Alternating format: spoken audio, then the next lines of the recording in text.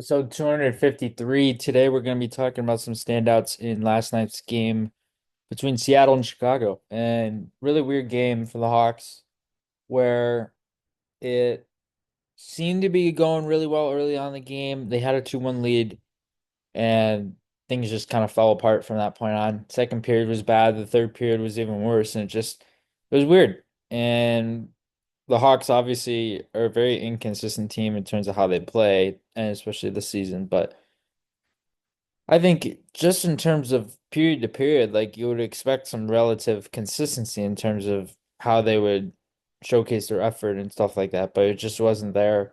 And things just continued to spiral in a downward trend, which is not uncommon to say the least, but I think it's something where it was just weird to see how things crumbled so quickly after what was, like I said before, a relatively really good first period turning into a really bad second and third. And I think Chicago's side of it, they would have wanted more effort from a lot of their top guys. I think Connor Bedard was fine.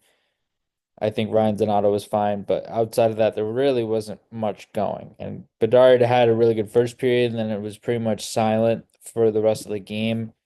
And I feel like sometimes he's had a trend of that this year where he's just sometimes you notice him really a lot in one period, and then the next period it's like he's a ghost. You don't know where he is. So I think that was the most challenging thing was trying to figure out what the Hawks were doing throughout this game. And I think outside of that, the guys like Artie Levshunov was good, Lucas Reichel was good, Alex Vlasic was good. I think Tyler Bertuzzi was effective too. He was the only player in the Hawks to have a 2-point game and have a multi-point game, goal and assist each for him. And yeah, it was just really confusing. And then on the Kraken side, they just had a bunch of guys who were unloading. They had four guys total who had multi-point games. Adam Larson, Matty Beniers, Andre Burakovsky, and Shane Wright. And Shane Wright was the only guy who had two goals and the only multi-goal scoring player in this game. And he was really effective. I thought he was really effective around the net and scoring from and generating shots from inside the house. I really like Vince Dunn. I think Vince Dunn is always very effective against the Hawks in dating back to when he was with St. Louis too. And I think he's just always been noticeable and he's always been there. He's always made an impact, whether it be physically or as a two-way D or as a shutdown style D. I think he's always made an impact in the game. Mikey Asamont was effective too, coming off. I believe he had a highlight reel goal the other night, and he was good in this game. He had assists in this game. And just a lot of points up and down the lineup. I think Chandler Stevenson had a really nice pass. I forget which goal it was on, but he had a really nice pass on one of the goals. It might have been Shane Wright's. I think it was Shane Wright's goal where he had a sick assist on it. And I think it was a heel to toe pass or a toe to heel pass, one of the two. And it was just a really nice play, really nice passing awareness to be able to find the space and find the seam and attack it right away. And I thought he was really good all throughout the game.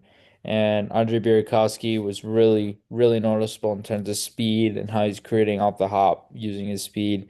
And then Matty Beniers was just really effective at both ends of the rink. I wouldn't say a dominant two-way winger, or not two-way winger, two-way center. I wouldn't say he's dominant, and he's especially not dominant offensively, but he's certainly gonna grow into more of a player who I'd imagine could get to around 70 or 80 points. I think like a Nico Hischier stylish player.